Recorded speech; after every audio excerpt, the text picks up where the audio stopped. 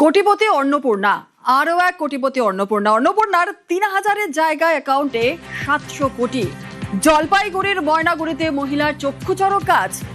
ব্যাংকে টাকা তুলতে গিয়ে ঘটনা জানাজানি হয়ে যায়। ভয়ে পুলিশে অভিযোগ মহিলার পরিবারের। মা অন্নপূর্ণার টাকা উঠাইতে গেছে, উঠাইতে গিয়ে দেখে যে অ্যাকাউন্টে যে এতগুলো টাকা ঢুকছে। তারপর মা দেখি তো অবাক, ফ্যামিলি যাতে সুরক্ষিত থাকি এই জন্য আমার কমপ্লেন জানাইলাম। এখানে ৭০০ কোটি টাকার মতো মার শুধু অন্নপূর্ণার ভান্ডারের টাকাটা ছিল। ৩২০০ কয় টাকা যেন মার অ্যাকাউন্টে ছিল।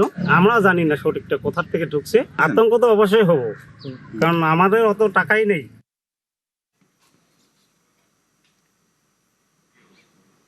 ছাত্রীর অ্যাকাউন্টে ৭৫০ কোটি। কোচবিহারের হলদিবাড়িতে হতবাক ছাত্রী। ছাত্রীর অ্যাকাউন্টে ৭৫৯ কোটি ৬৯ লক্ষ ৫২ হাজার টাকা। স্কলারশিপের ৯০০ টাকা তুলতে গিয়ে কোটি কোটি টাকা। যেমনটা আপনাদের বলছিলাম, ছাত্রীর অ্যাকাউন্টে ৭৫০ কোটি। কোচবিহারের হলদিবাড়িতে হতবাক ছাত্রী। আর ছাত্রীর অ্যাকাউন্টে ৭৫৯ কোটি ৬৯ লক্ষ ৫২ হাজার টাকা। স্কলারশিপের ৯০০ টাকা তুলতে গিয়ে কোটি কোটি টাকা। আমার ভাইস্তাকে আর আমার মেয়েকে টাকা উঠাইতে পাঠিয়েছি ব্যাংকে। তো আজকে তো ব্যাংক বন্ধ ছিল, তো অনলাইনের দোকান থেকে টাকা উঠেছে। উঠায় আমার মেয়ে কেস কিনতে গেছে, তো অনলাইনের দোকানে টাকা তুলতে যেয়ে দেখে যে ৭০০ কোটি কত টাকা ঢুকছে। ওই টাকাটা ঢুকছে, ঢুকার পরে তো আমাদের বাড়িতে ফোন আসলো, ফোন করলো। তো এখন আমরা তো গরিব মানুষ, আমরা দিন আনি দিন খাই, তো এই টাকাটা যেভাবে আসছে, যেখান থেকে আসছে ওই টাকাটা যেন ওইভাবেই চলে যায়। আমি সেন্ট্রাল ব্যাংকে টাকা উঠাতে গেছি। তো কোন জায়গায় গেছিল? দোকানে? হ্যাঁ, অনলাইনের দোকানে। তো গেছি, ওখানটায় বলছে কত টাকা বলছে? 7 কোটি। 7 কোটি। তুমি কি টাকা কত টাকা উঠাতে গিয়েছিলে? আমি 800 টাকা উঠাতে গেছি। 800 টাকা? তোমার এটা কিসের অ্যাকাউন্ট? এটা সেন্ট্রাল ব্যাংক। মানে কিসের টাকা ঢোকে ওখানে? স্কুলের টাকা। স্কুলের টাকা? নতুন অ্যাকাউন্ট? কলকাতাকে যানজট মুক্ত করতে রিং রোড, কলকাতাকে ঘিরে রাস্তা, উদ্যোগ রাজ্য সরকারের। খড়গপুর আইআইটিকে সমীক্ষার দায়িত্ব।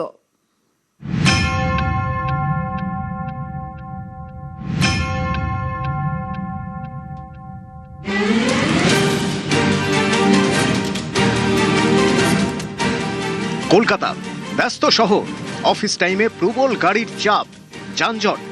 যত দিন যাচ্ছে এই চাপ আরো বাড়ছে। সমস্যা মেটাতে এবার রিং রোড তৈরির উদ্যোগ নিচ্ছে রাজ্য সরকার। রিং রোড অর্থাৎ কলকাতাকে ঘিরে তৈরি হওয়া রোড। 4টি জেলা ছুঁয়ে যাবে এই রিং রোড।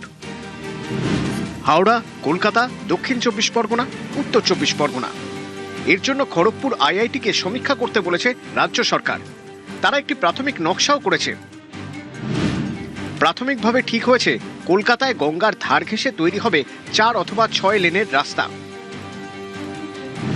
এই রিং রোড ছুঁয়ে যাবে হাওড়ার পাঁচলা থেকে বাউরিয়া, গঙ্গা পেরিয়ে বজবজ, মহেশতলা, গার্ডেন রিচ, সেখান থেকে আমতলা, সোনারপুর, বারুইপুর।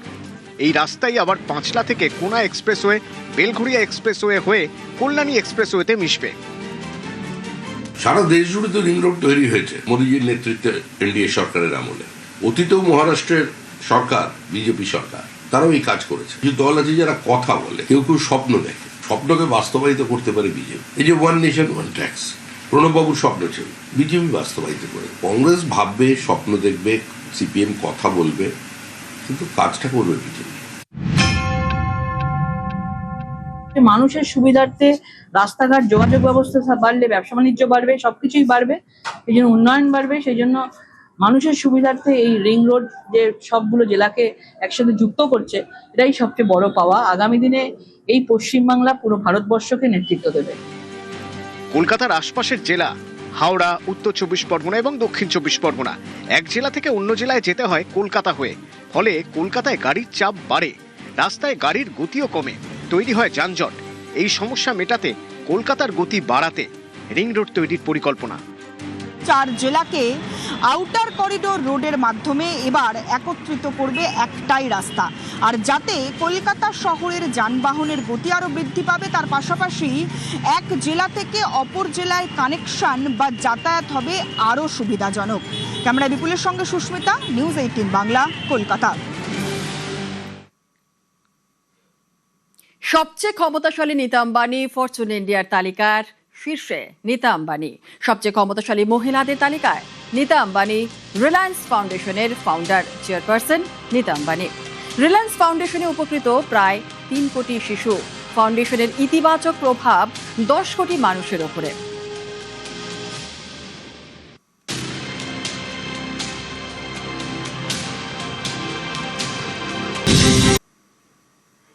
আসি পরবর্তী খবরে। কেষ্টহীন মমতা।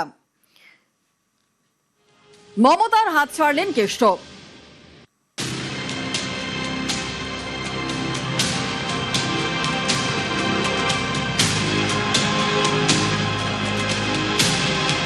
নব তৃণমূলে অনুব্রত মণ্ডল। বীরভূম জেলা সভাপতি অনুব্রত মণ্ডল। অনুব্রতকে জেলা সভাপতি ঘোষণা নব তৃণমূলের।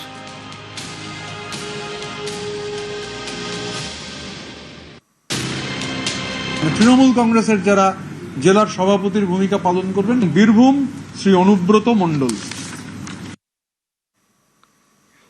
আর জেলা সভাপতির দায়িত্ব পেয়ে নব তৃণমূলকে ধন্যবাদ অনুব্রতর। একটা চোর ডাকাত আইপেক সে দলটাকে শেষ করে চলে গেল, আর মানুষ চিনতে ভুল করলো। যাকে মন তাকে টিকিট দিয়ে দিল, তাই বলে একটা দল চলে। এই দলটা তৈরি করেছে মমতা ব্যানার্জি। ওর বোঝা উচিত ছিল আমার বাড়িতে গার্জেন, দল যারা খেটে তৈরি করলো তাদেরকে ভুলে গেল। এই দলটা আজকে শেষ হয়ে যাচ্ছে আস্তে আস্তে। দিদিকে জানিয়েছেন যে আপনি ঋতব্রত ক্যাম্পে চলে গেলেন?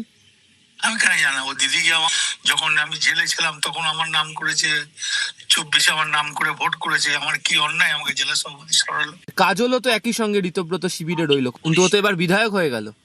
বিধায়ক হয়ে গেল, তার ক্ষতিও হলো। মানুষ সবাই দেখেছেন কে কাকে স্নেহ করতেন, কে কার অনুগামী ছিলেন, কে বিপদে পড়লে কে পাশে দাঁড়াবার সব রকম চেষ্টা করেছেন। তারপরেও কে কোন দিকে যাচ্ছেন, যারা যাচ্ছেন তাদের নিশ্চয়ই নির্দিষ্ট কোনো কারণ আছে বা পারিপার্শ্বিকতা আছে, সেটা অনুমান করার ক্ষমতা সেটা সাধারণ মানুষ, বাংলার রাজনীতি সচেতন মানুষের রয়েছে। ফলে তারা দেখছেন, তারা বিচার করবেন। অন্নপূর্ণা হয়ে গেলেন কোটিপতি। মহিলার ব্যাংক অ্যাকাউন্টে 740 কোটি। ফাঁসি দেওয়ায় টাকা তুলতে গিয়ে হতবাক। আর এই ঘটনার তদন্ত শুরু বিধাননগর থানার পুলিশের।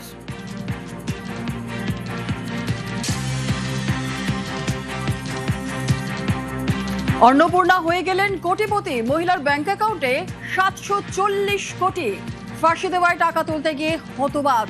ঘটনার তদন্ত শুরু বিধাননগর থানার পুলিশের। আমি টাকা তুলতে আসছিলাম 2000 অন্নপূর্ণা ভান্ডারের টাকা চেক করতে আসছিলাম। এ বলছে তো বলে এতগুলো টাকা আছে আপনার এখানে। আমি বলতে পারছি না কি জন্য এই টাকাগুলো আসছে, আমি তো জানি না। আমি কত টাকা দেখলেন? 740 কোটি।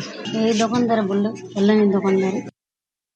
সকাল 11:30 দিকে মেহরুন্নেসা নামে এই মেয়েটা বৌদিটা আসছে আমার দোকানে এসে বলছে যে অন্য কোনো টাকা আমার চেক করুন, দেখুন যে টাকা ঢুকছে কি ঢুকে নাই। আমি বললাম ঠিক আছে দেন বইটা দিলাম। দেওয়ার পর দেখতেছি আমি যে ও বললো যে চেক করে দেখুন কি হয়েছে না হয়েছে।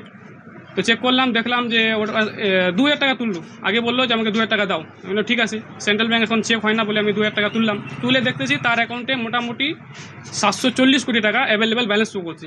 তাই স্টেটমেন্ট দেখে আমার মাথা চক্র যে আমার লাইফে এতদিন ধরে আমি দোকান করতেছি, কিন্তু আজ অব্দি এরকম অ্যাভেলেবেল ব্যালেন্স দেখিনি। আমি কি আমার এত বড় এরিয়ার মধ্যে কারো দেখিনি।